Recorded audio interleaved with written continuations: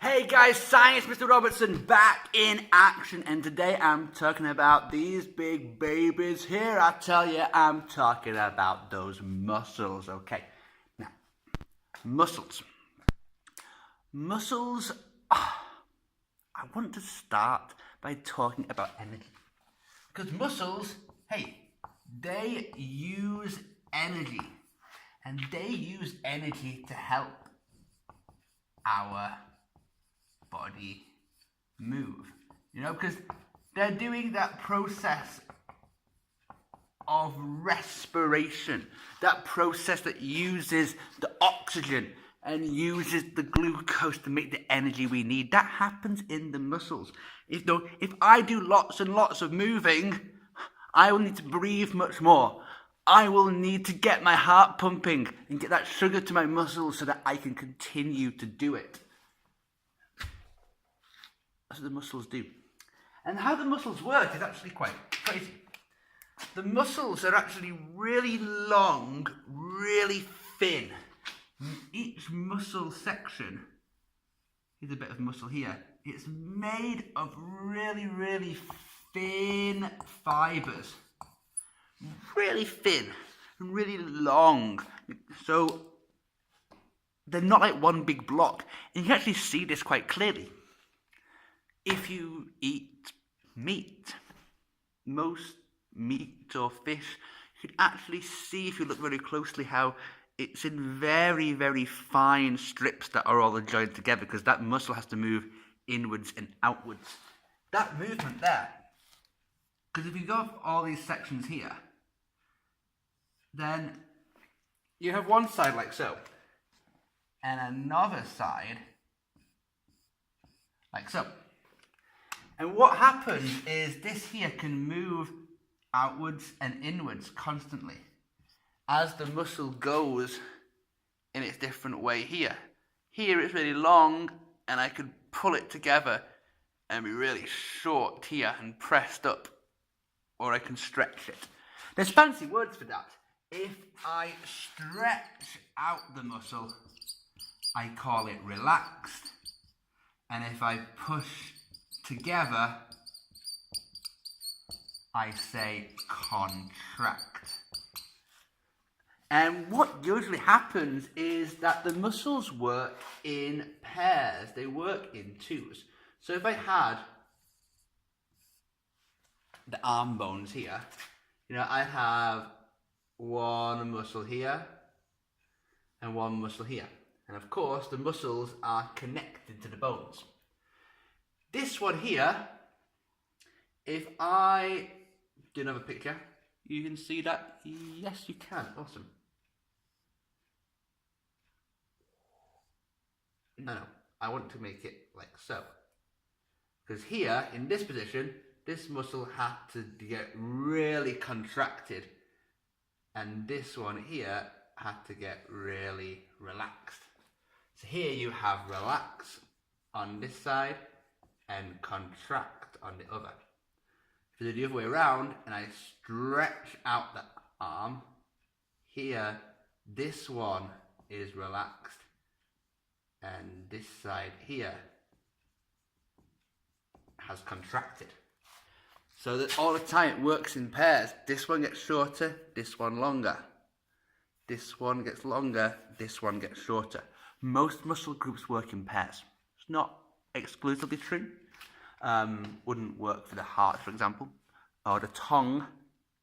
That's a muscle, but not connected to any bone.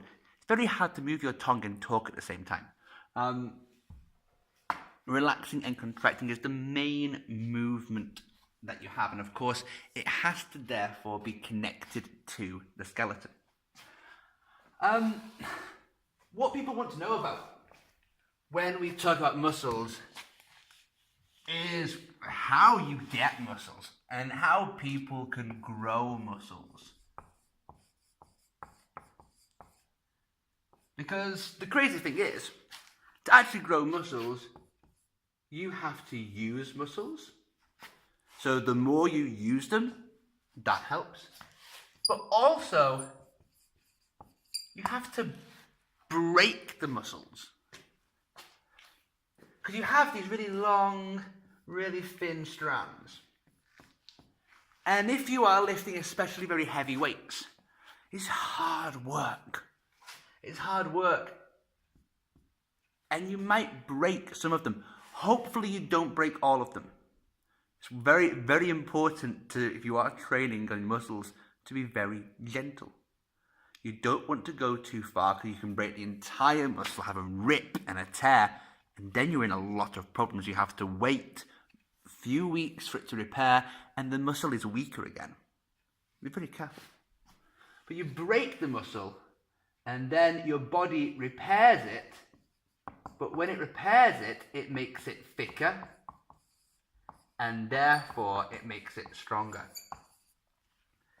This is why people who have lots and lots of muscles have to train and have to work out all the time, because this process has to continuously go. Remember though that I'm not just talking about, the muscles like the arms and the legs from lifting up heavy weights. This applies also to people doing general fitness, But like a marathon runner, they're just really thin, they have no muscles. No, they have one really, really, really huge muscle, and that's in their heart. Their heart is a muscle, and that's going to have excellent condition. They'll be pushing their heart to the limit, so their heart will be really big and really strong. This same process here applies. You need to recover muscles. You need to give time for this repairing to happen before you start again. You have to give time to get the glucose and oxygen back into the muscles. Otherwise, just stuck in a constant training development process, and you're never actually at your full potential. It's also important to eat well. Muscles are made of protein. Protein sources are essential to build muscles and to build new cells in the body. It's also important to get the energy that they need as well, so you can do the exercise you want. That's one reason why people who are professional athletes, they probably eat more than other people, because they're getting the protein and the nutrients that their muscles need. But they have to burn it. They have to use the extra energy they get. Otherwise, they will put on the extra weight. But muscles are there. And muscles, of course, are connected to the skeleton. The skeleton, of course, is all the bones in our body. We have around 200. Really big ones in our legs, really tiny ones that just vibrate a little bit in our ears. Now, with the skeleton, people always know the basics. Oh, we need a skeleton to help us move. And it's true, because we need a skeleton to move, because our muscles connect to our skeleton. So yes, absolutely that is true. But it's so much more than that. It's also about support. Those muscles alone don't have the stability to keep me upright. The bones provide the structure so that I don't fall down. Now you try building a skyscraper with the best materials, but if there's no foundation on the outside, those metal interlocking sections that are just so strong, that building is gonna fall down. That's really important. Arguably, this is even more important: protection. The rib cage and the skull in particular are great for protection. My brain, my heart, and my lungs are not going to get damaged very easily. It's very hard to get in here. The bone is a great bit of protection. And you know what people always forget? The bones are alive. It's not dead. It's always regenerating, always repairing itself. And what actually is really cool is that new blood cells are made in the skeleton. We constantly need iron in our diets.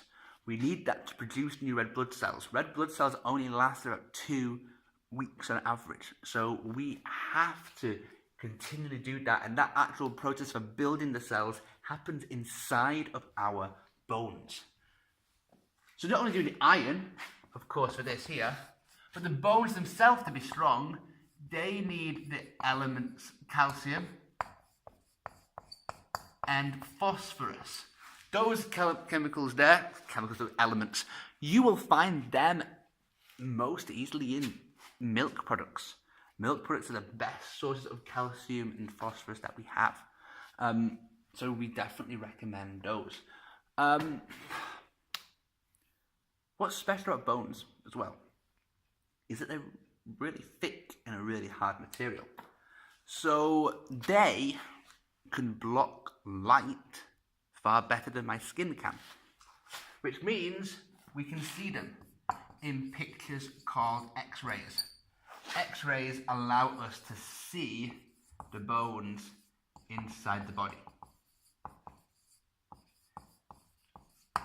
One X-ray is not dangerous. It is very high energy light. High energy light going through your body, that energy could do things. It has a big radiation risk, but only if you have exposure all the time. A little bit is not a concern. So if you have one X-ray, fine. You have two X-rays, fine. If you are in a room, being the person running the X-ray machine, you might have to stand somewhere else, not next to the machine, so you don't get these X-rays going through your body all the time. That's important. Also, what we'll do a bit more in class on is about how special the skeleton is for us. Our skeleton is adapted for our needs. We have very complex hands, for example, because we've been grabbing things and moulding things. So we've got very complex hands compared to other living things. Other living things like cats and horses, for example, their legs have them running on their toes almost, so their stance is much more forward, which helps a bit with their speed to go fast. Skeletons are really adapted for what the animal needs. Hopefully, this will inspire you to do a bit of training. Keep some of those muscles and bones moving. And keep moving. You never know when you need to be strong to survive. Thank you.